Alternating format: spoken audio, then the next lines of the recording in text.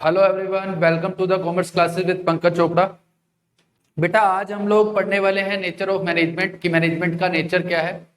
वो हम बोलते हैं ना कि जितने मुंह उतनी बातें। तो ऐसे ही काफी सारे रिसर्चर जो थे, काफी सारे जो एक्सपर्ट्स थे मैनेजमेंट के, उन्होंने मैनेजमेंट के ऊपर रिसर्च की और हर पर्सन ने अपना अपना व्यू दिया कि मैनेजमेंट, कोई कहता है मैनेजमेंट साइंस है, कोई कहता है मैनेजमेंट आर्ट है, कोई कहता है मैनेजमेंट प्रोफेशन। दिक्कत यह है कि अब हम किसकी बात को माने और किसकी बात को ना माने।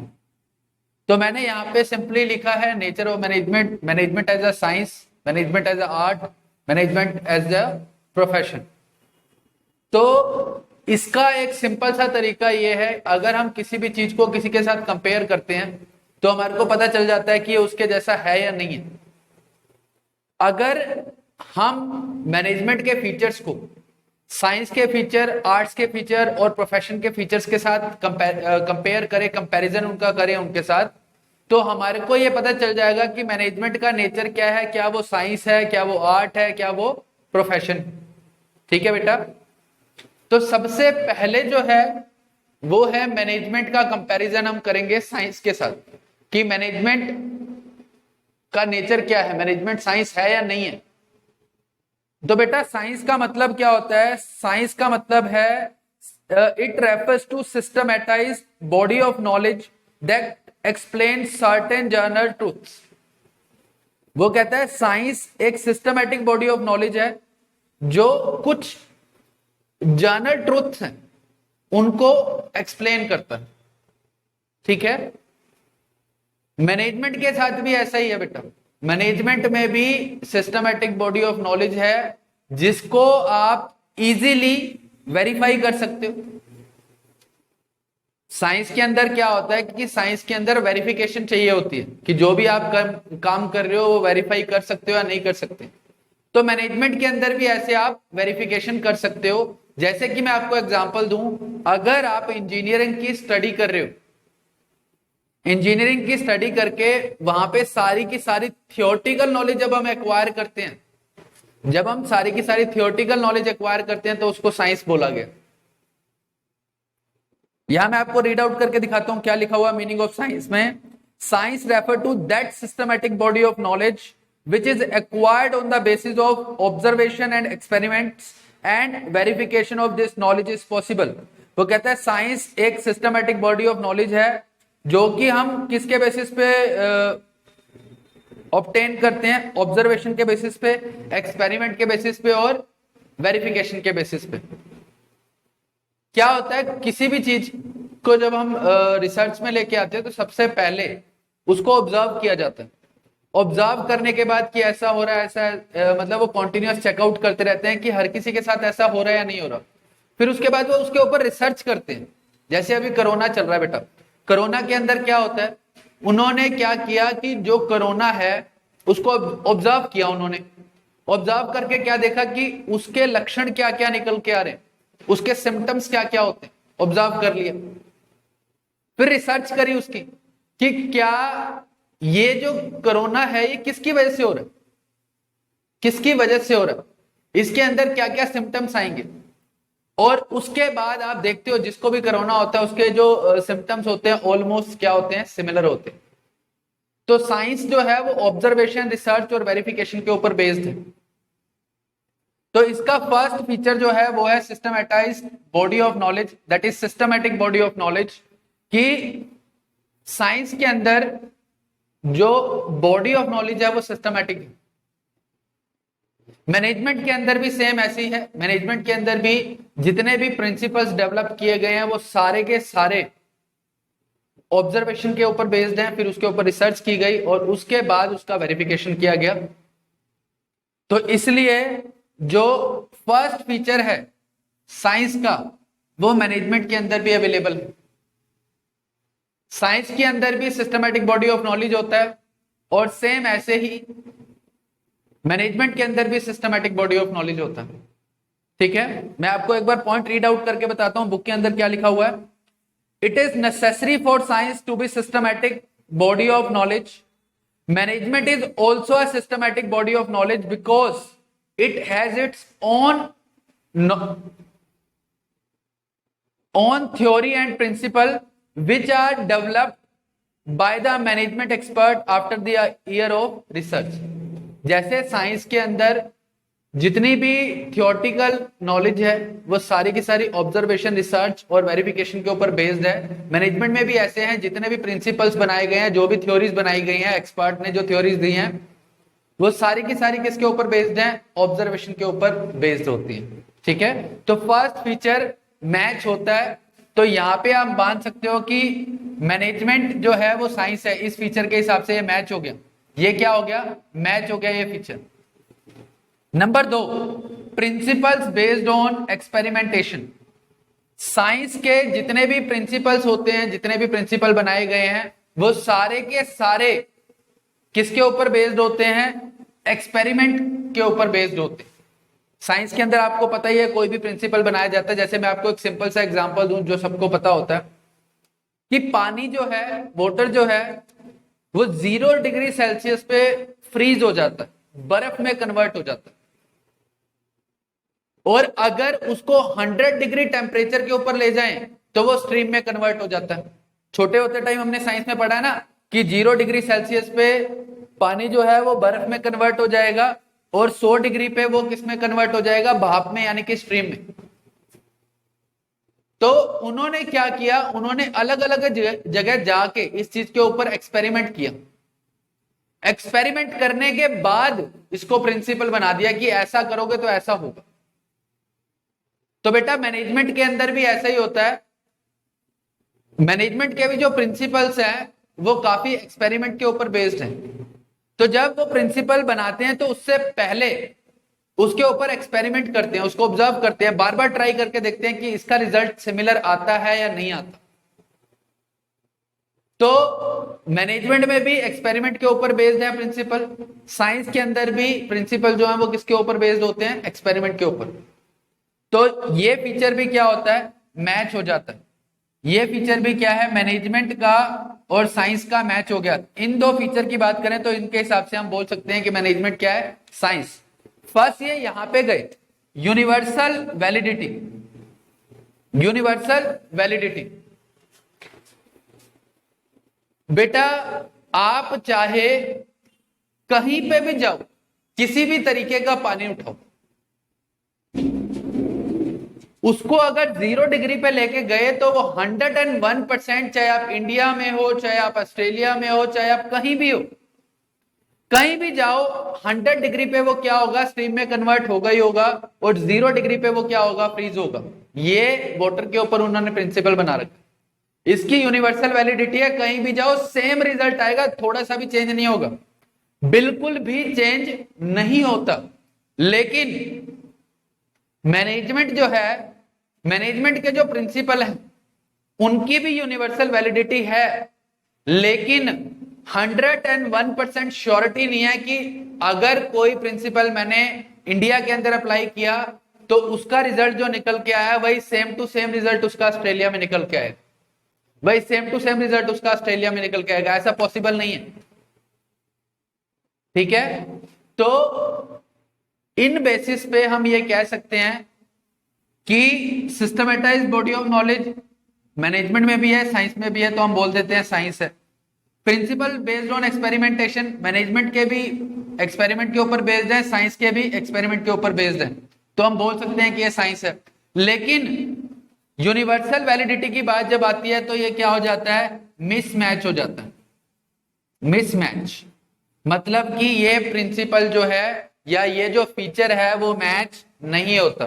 तो इसीलिए मैनेजमेंट को साइंस ना बोल के वो क्या बोलते हैं? सॉफ्ट साइंस बोलते हैं। सॉफ्ट साइंस, सॉफ्ट साइंस का मतलब सिंपली ये है कि इसके जो प्रिंसिपल हैं, मैनेजमेंट के जो भी प्रिंसिपल हैं या मैनेजमेंट के जो भी रूल्स हैं वो रिजिड नहीं है, रिस्ट्रिक्टेड नहीं है, उसको आप अकॉर्डिंग टू टाइम चेंज करते रहते हो। इसलिए उसको हम प्योर साइंस ना बोल के उसको हम क्या बोलते हैं? सॉफ्ट साइंस बोलते हैं। ठीक है, तो आपका फर्स्ट ये क्लियर हो गया। अब हम बात करते हैं मैनेजमेंट एज एन आर्ट, कि मैनेजमेंट आर्ट है या नहीं है, उसको अब हम पढ़ेंगे। पहले मैं आपको जो बुक में लिखा हुआ है वो रीड आउट करके बताता हूं, फिर उसके बाद हम अपनी बातें करेंगे इसके अंदर। आर्ट की डेफिनेशन देखो बेटा क्या लिखा हुआ है। Art refer to the practical application of existing knowledge. Art refer to the practical application of existing knowledge. For example, when a person after completing the course of engineering starts working as an engineer in a company, his work is known as art.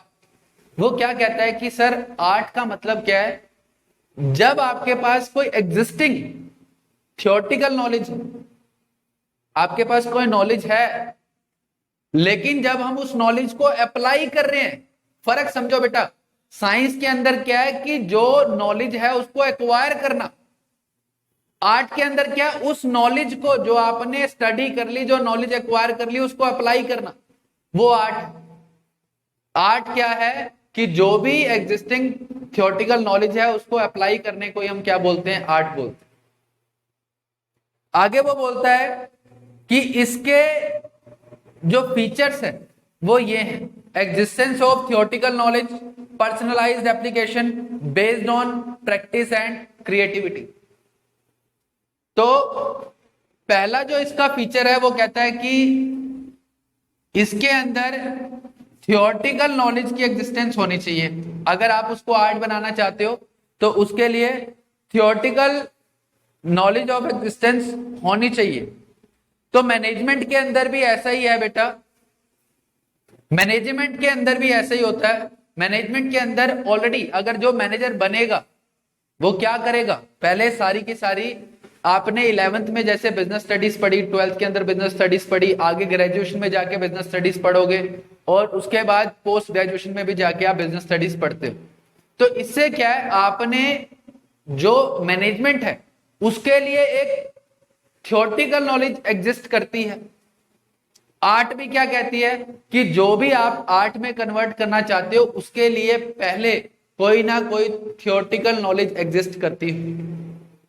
तो हमारे जो experts हैं उन्होंने study करके उसके ऊपर काफी सारी लिटरेचर्स लिखी, काफी सारी बुक्स लिखी हैं, जिसके अंदर मैनेजमेंट के जो प्रिंसिपल्स हैं और ये सारी चीजें थ्योरी है वो डिफाइन की गई है।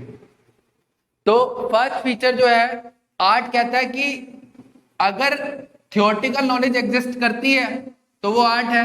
तो मैनेजमेंट में भी थियोरटिकल नॉलेज एग्जिस्ट करती है, तो हम ये मान सकते हैं कि यहाँ पे ये फीचर जो है वो क्या हो गया? मैच हो गया। आर्ट भी क्या कहती है? थियोरटिकल नॉलेज एग्जिस्ट करनी चाहिए उस पर्टिकुलर आर्ट के लिए। और मैनेजमेंट भी क्या कहती है? जी हमारे पास भी थियोरटिकल नॉलेज की एग्जिस्टेंस है, हमारे जो एक्सपर्ट्स थे, जो राइटर्स थे, उन्होंने काफी सारे लिटरेचर लिखे हैं मैनेजमेंट के ऊपर। Number 2, personalised application. Personalised application बेटा आप सिंपल सी देखते हो, आपने काफी सारे सिंगर्स को सुना है, वो जब सीखते हैं, जब संगीत को सीखा जाता है तो जितने भी राग हैं, जो भी उसकी थियोरटिकल नॉलेज है वो सबको सेम दी जाती है।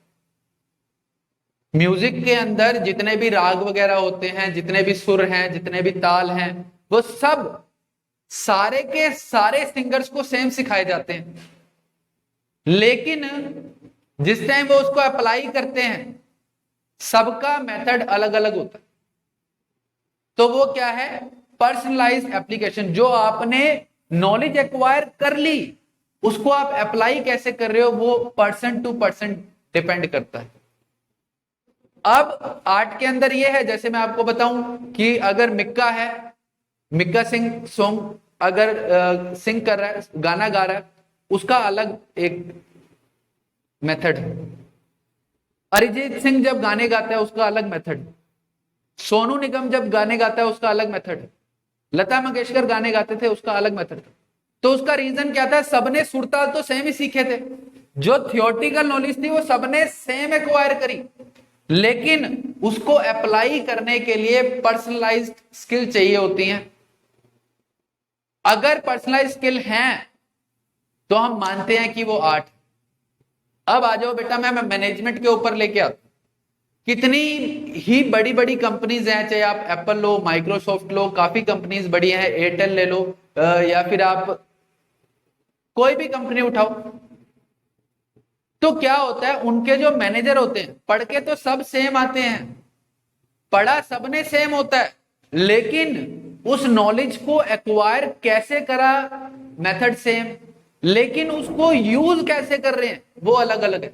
किसी भी कंपनी के मैनेजर का जो किसी भी प्रिंसिपल को या किसी भी मेथड को, किसी भी रूल को अप्लाई करने का जो तरीका होता है वो अलग होता है। तो मैनेजमेंट के अंदर भी ये फीचर मैच हो जाता है। इसमें भी सारे के सारे मैनेजर जो होते हैं वो अपनी पर्सनलाइज्ड एप्लीकेशन के ऊपर काम करते हैं, जो नॉलेज एक्वायर किया है उसको अपने तरीके से एक्सप्लेन करते हैं या एक्सप्रेस करते हैं। Last feature is based on practice and creativity.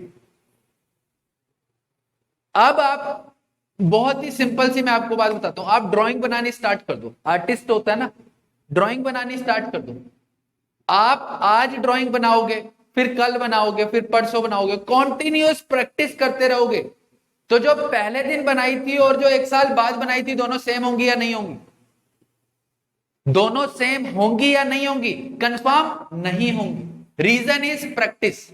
जितनी हम प्रैक्टिस करते हैं उतनी ही ज्यादा हम उसके अंदर माहिर होते जाते हैं, उसके अंदर उतने ही हम क्या होते जाते हैं, एक्सपर्ट होते जाते हैं। तो आर्ट कहती है कि आपको प्रैक्टिस और क्रिएटिविटी करनी पड़ेगी, तभी जाके आप, ये आर्ट का एक फीचर है, तभी हम वो पर्सन डेवलप हो सकते हैं। ये आर्ट का फीचर है। अब मैं कंपैरिजन करता हूं मैनेजमेंट के साथ। मैनेजमेंट आई कहती जी हमारे अंदर भी ऐसा ही है। मैनेजर जब नया नया ज्वाइन करता है तो हम उसको एक डिपार्टमेंट देते हैं, या पहले उसको असिस्टेंट मैनेजर रखते हैं, फिर उसके बाद उसको मैनेजर बनाते हैं एक डिपार्टमेंट का, फिर धीरे धीरे धीरे धीरे धीरे उसको बोर्ड ऑफ डायरेक्टर्स के अंदर शामिल कर देते हैं। तो इसमें क्या है, मैनेजर भी कॉन्टिन्यूअस प्रैक्टिस कर करके अपने आप को डेवलप कर लेता है। आर्ट में भी ऐसे ही होता है कि प्रैक्टिस करके क्रिएटिविटी के साथ अपने आप को डेवलप किया जाता है। तो आपका जो मैनेजमेंट है उसके अंदर भी क्रिएटिविटी होती है। तो इसलिए आप क्या बोलते हो कि ये प्रिंसिपल भी क्या हो गया, मैच हो गया, ये प्रिंसिपल भी क्या हो गया, मैच हो गया। कंक्लूजन क्या है, मैनेजमेंट को हम क्या बोल सकते हैं, आर्ट बोल सकते हैं। मैनेजमेंट को हम क्या कह सकते हैं, मैनेजमेंट को हम आर्ट बोल सकते हैं। अब यहां पे क्या लिखा हुआ है कंक्लूजन में, therefore we can say that management is both science as well as an art. As a science, management with the help of its principle provides the necessary guidance to the managers to achieve practical efficiency. With reference to art, management in the form of best work technique helps the manager to face every type of situation successfully. It is therefore reasonable to treat management both as a science and an art. वो कहता है कि management में science की तरह principles भी हैं। Principal का मतलब क्या है कि वो आपको गाइडेंस प्रोवाइड करते हैं। ये सिचुएशन आई, प्रिंसिपल आके बोलेगा जी ये सिचुएशन में मेरे को अप्लाई करो, मैं कामयाब हो जाऊंगा। फिर एक प्रॉब्लम आई, फिर दूसरा प्रिंसिपल आके बोला मेरे को अप्लाई करो, मैं कामयाब हो जाऊंगा। तो गाइडेंस प्रोवाइड की जाती है। जैसे बेटा आप लोग इंग्लिश की गाइड है, हिंदी की गाइड है, गाइड का मतलब क्या है, उसके अंदर आपको क्वेश्चंस दिए हो जाते हैं, दैट इज प्रॉब्लम। क्वेश्चन दिए होते हैं, वो क्या होती है, प्रॉब्लम होती है। उसके साथ साथ उसको क्या दिया होते हैं आपको नीचे, सॉल्यूशन। आपके ऊपर डिपेंड करता है आप कैसे उस चीज को यूज करते हो। एक ये होता है रट्टाफिकेशन लिया, रट्टा मारा, एज इट इज का एज इट इज गाइड वाला लिख दिया। दूसरा क्या होता है कि दूसरे में हम पढ़ते जरूर है वहां से, लेकिन उसके अंदर कुछ अपना भी एड ऑन कर देते हैं, कुछ अपना भी उसके अंदर एड ऑन कर देते हैं, उसको अपने तरीके से लिखते हैं। तो अभी तक कंक्लूजन ये आया है, मैनेजमेंट को प्योर साइंस ना बोल के सॉफ्ट साइंस बोलोगे, और मैनेजमेंट को हम आर्ट भी बोल सकते हैं, क्योंकि इसके अंदर उनको प्रैक्टिकल नॉलेज मिलती। किसके अंदर, आर्ट के अंदर, जिसकी हेल्प से वो लोग क्या, मैनेजर क्या कर सकते हैं, जो भी प्रॉब्लम्स आती हैं उसको सॉर्ट आउट कर पाते हैं। अब आती है नेक्स्ट बात, लास्ट जो है हमारा, मैनेजमेंट एज अ प्रोफेशन। पहले मैं बुक से रीड करके आपको बताता हूं कि क्या लिखा हुआ है, और फिर उसके बाद हम इसके ऊपर डिस्कशन करेंगे। प्रोफेशन की आप डेफिनेशन सुन लें। Profession refer to that economic activity profession refer to that economic activity which is conducted by a person having some special knowledge and skill which is used impartially to serve various sections of the society. वो कहता है profession एक ऐसी economic activity है जो कि एक person conduct करेगा on the basis of some special knowledge और स्किल्स, और वो जो ये नॉलेज और स्किल्स एक्वायर करी हुई हैं उसके बेस पे जो काम करेगा डिफरेंट सेक्शंस ऑफ सोसाइटी में, उसको इम्पार्शियली करेगा। इम्पार्शियल का मतलब क्या है कि वो किसी के साथ भी भेदभाव नहीं करेगा, चाहे वो रिच सेक्शन से है तो भी उसके साथ वैसे ही डील करेगा, चाहे वो पुअर सेक्शन से है तो भी उसके साथ वैसे ही डील करेगा। ये प्रोफेशन। अब बात आती है इसके फीचर्स क्या है। First is well defined body of knowledge. Well defined body of knowledge सबसे पहला फीचर। प्रोफेशन की सबसे अच्छी क्वालिटी यही है कि इसके अंदर स्पेशलाइज्ड नॉलेज होनी चाहिए। Well defined body of knowledge का मतलब क्या है? स्पेशलाइज्ड नॉलेज होनी चाहिए। मैनेजमेंट के अंदर भी सेम ऐसा ही होता है बेटा। मैनेजमेंट के अंदर भी हम स्पेशलाइज्ड बॉडी ऑफ नॉलेज को क्या करते हैं? एक्वायर करते हैं। प्रोफेशन के अंदर भी ऐसी है, सेम मैनेजमेंट के अंदर भी ऐसी है। मैं आपको रीड आउट करके बताता हूं क्या लिखा हुआ है यहां पे। The foremost quality of profession is the possession of specialized knowledge. Management has its own principle based on experiments. It requires special competence to bring them into use. On the basis of this speciality, management can be accepted as a profession. वो कहता है कि इसके अंदर profession के अंदर specialised body of knowledge है। जैसे मैं आपको एग्जांपल बता देता हूं, डॉक्टर्स हैं जब डॉक्टर हैं आपने पढ़ा ना कि एक है हार्ट स्पेशलिस्ट, दूसरा है लंग स्पेशलिस्ट, दूसरा है बोन स्पेशलिस्ट। तो ये स्पेशलिटी जो है वो किसकी वजह से आती है? Well defined body of knowledge की वजह से। मैनेजमेंट के अंदर भी अपने प्रिंसिपल्स हैं, रूल्स हैं, मेथड्स हैं, सब है। तो उनको यूज करने के लिए भी स्पेशल कॉम्पिटेंसी चाहिए। हर कोई उसको यूज भी नहीं कर सकता। तो इस बेसिस पे हम बोल सकते हैं कि मैनेजमेंट जो है वो एक प्रोफेशन है। ये वाला प्रिंसिपल आपका क्या हो गया? मैच हो गया। Second, restricted entry. Restricted entry का मतलब क्या है? बेटा मैंने ग्रेजुएशन की, पोस्ट ग्रेजुएशन की यानी कि बीकॉम किया और एमकॉम किया, तो क्या मैं डॉक्टर बन सकता हूं? क्या मैं चार्टर्ड अकाउंटेंट बन सकता हूं? क्या मैं लॉयर बन सकता हूं? नहीं। क्यों? क्योंकि उसके अंदर एंट्री जो है वो रिस्ट्रिक्टेड है। उन्होंने बोला है कि पहले जाओ, जो भी तुम्हारा रिप्रेजेंटेटिव एसोसिएशन है उससे जाके सर्टिफिकेट लेके आओ, तब आपको एंट्री मिलेगी। उससे जाके सर्टिफिकेट लेके आओ, फिर आपको एंट्री मिलेगी। जैसे कि अगर डॉक्टर है तो उसको क्या करना पड़ता है? एमबीबीएस करनी पड़ती है। एमबीबीएस की डिग्री के बिना कोई भी डॉक्टर नहीं बन सकता। ये डिग्री प्रोवाइड कौन करता है? Medical council of India. आपको लॉयर बनना है, आप एलएलबी करो, एलएलबी की डिग्री लेके आओ। देगा कौन? Bar council of India. अगर आपके पास वो पर्टिकुलर डिग्री होगी, वो पर्टिकुलर सर्टिफिकेट होगा, तभी आप प्रोफेशन के अंदर एंटर कर सकते हो। अदरवाइज आप उस प्रोफेशन के अंदर एंटर नहीं कर सकते। तो ये कहीं ना कहीं मिसमैच हो जाता है।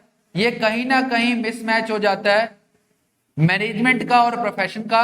क्योंकि मैनेजर, आप अपने स्कूल का ही उठा लो बेटा, आप अपने स्कूल का एग्जांपल ले लो। आपके स्कूल के प्रिंसिपल हैं मिस्टर मुनीश कोहली सर, जो एमएससी हैं।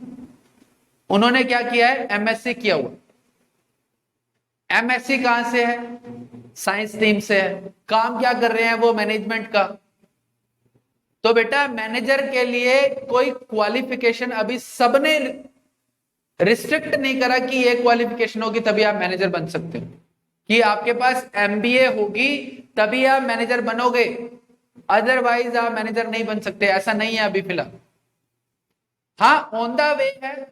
अब धीरे धीरे ऐसा हो गया है, काफी सारी कंपनीज हैं जो प्रोफेशनल हैं, वो लोग ट्राई करते हैं कि हम जिस स्टूडेंट के पास एमबीए होगा, एमबीए की डिग्री होगी, हम उसी को एज अ मैनेजर अपॉइंट करेंगे, अदरवाइज अपॉइंट नहीं करेंगे। तो कहीं ना कहीं इसमें अभी थोड़ा सा मिसमैच है रिस्ट्रिक्टेड एंट्री में। Next one is professional association. Professional association का मतलब क्या है? प्रोफेशनल को मैं बोल सकता हूं रिप्रेजेंटेटिव एसोसिएशन। प्रोफेशनल का मतलब क्या है? प्रोफेशनल एसोसिएशन का मतलब क्या है? रिप्रेजेंटेटिव। यहां पे रिप्रेजेंटेटिव एसोसिएशन मतलब क्या है बेटा कि जो प्रोफेशन है ना, उसके अंदर कोई ना कोई रिप्रेजेंटेटिव एसोसिएशन है जो उस पर्टिकुलर प्रोफेशन को रिप्रेजेंट करती है। जैसे अगर मैं आपको बताऊं, आपने चार्टर्ड अकाउंटेंट यानी कि सीए का नाम सुना है। चार्टर्ड अकाउंटेंट को रिप्रेजेंट करने के लिए है institute of chartered accountant of India. आपने डॉक्टर्स का नाम सुना है, डॉक्टर भी प्रोफेशन में काउंट होते हैं। डॉक्टर को रिप्रेजेंट करने के लिए है medical council of India. Lawyers जो है, लॉयर भी किसके अंदर काउंट होते हैं? प्रोफेशन के अंदर, क्योंकि उसके लिए भी रिप्रेजेंटेटिव एसोसिएशन है जो सारे के सारे लॉयर्स को रिप्रेजेंट करती है, उसका नाम है बार काउंसिल ऑफ इंडिया। तो मैनेजमेंट के लिए भी है आपके पास एक, जिसका नाम है, आपने नाम सुना होगा IIM, Indian institute of management. ये वैसे एक रिप्रेजेंटेटिव एसोसिएशन है, लेकिन अभी कहीं ना कहीं हम ये बोल सकते हैं कि ये इसके साथ मैच हो सकता है, लेकिन प्रॉपर मैच नहीं होता, क्योंकि यहां तो एंट्री पे रिस्ट्रिक्शन है। यहां पे एंट्री पे रिस्ट्रिक्शन है कि डिग्री होगी तभी। यहां उन्होंने ये बोला कि रिप्रेजेंटेटिव एसोसिएशन है या नहीं है, तो वो हमारे पास भी है। उसके बाद है एथिकल कोड ऑफ कंडक्ट। बेटा कोड ऑफ कंडक्ट जो होते हैं वो रूल्स एंड रेगुलेशंस के ऊपर होते हैं कि जितने भी डॉक्टर्स हैं, जैसे मैं आपको कुछ सिंपल सी बातें बताता हूं, जितने भी डॉक्टर्स हैं वो व्हाइट कलर का कोट पहनते हैं, जितने भी लॉयर्स हैं वो ब्लैक कलर का कोट पहनते हैं, ठीक है। ऐसे ही काफी सारे रूल्स एंड रेगुलेशंस हैं, ये जस्ट मैं आपको एग्जांपल दे रहा हूं। तो जितने भी प्रोफेशनल है ना, उनके लिए एक कोड ऑफ कंडक्ट है। कोड ऑफ कंडक्ट का मतलब होता है आचार संहिता। तो अब कोड ऑफ कंडक्ट जो है उसके अंदर रूल्स और रेगुलेशन लिखे होते हैं प्रोफेशन से रिलेटेड, कि आपको अपने कस्टमर के साथ या अपने क्लाइंट के साथ कैसे डील करना है, आपको उनके साथ बात कैसे करनी है, आपका वे ऑफ टॉकिंग क्या होना चाहिए, आपका ड्रेसिंग सेंस क्या होना चाहिए। तो वो एथिकल कोड ऑफ कंडक्ट होना चाहिए। तो ये भी हम बोल सकते हैं कि कुछ ना कुछ हद तक मैच हो जाता है। मैनेजमेंट के अंदर भी ऐसा ही है। आईआईएम जो है, मैंने बोला इंडियन इंस्टीट्यूट ऑफ मैनेजमेंट, वो इनको कहीं ना कहीं कोड ऑफ कंडक्ट प्रोवाइड करता है, जो कि प्रोफेशन में है वही आपके मैनेजमेंट में है। तो कहीं ना कहीं इसको बोल सकते हैं कि ये भी प्रोफेशन है। Last one is service motive, कि मैनेजमेंट के अंदर या साइंस के अंदर मैं आपको बोलूं, और सॉरी प्रोफेशन के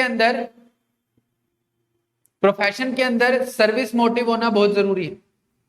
प्रोफेशन के अंदर सर्विस मोटिव का होना बहुत जरूरी है कि जिस टाइम हम काम कर रहे हैं, जो भी हम अपनी प्रोफेशनल सर्विसेज प्रोवाइड कर रहे हैं, तो वहां पे जो मेन मोटिव होना चाहिए वो सर्विस मोटिव होना चाहिए।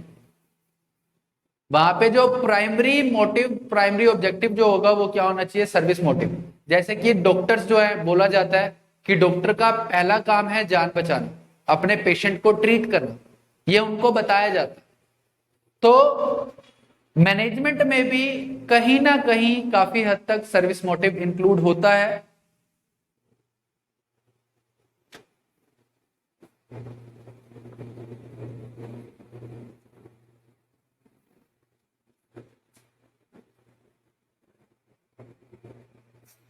इसमें अगर मैं आपको एग्जांपल दूं, जैसे मैंने डॉक्टर का बता दिया आपको, अगर मैं बात करता हूं मैनेजमेंट की, तो मैनेजमेंट में प्रॉपरली तो आप नहीं बोल सकते कि सर्विस मोटिव होना चाहिए, क्योंकि मैनेजमेंट ने किसके लिए काम करना है? अपने ओनर्स के लिए काम करना है।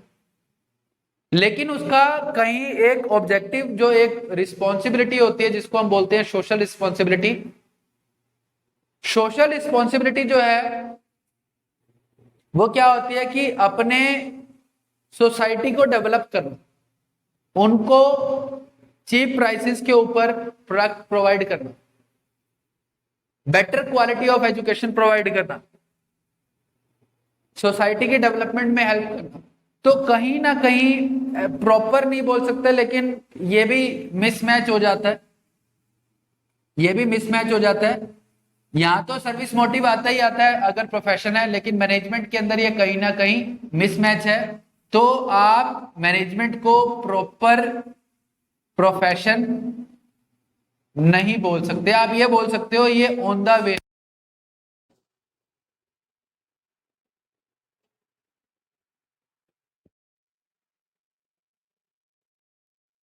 आप ये बोल सकते हो कि ये ऑन द वे, ठीक है बेटा।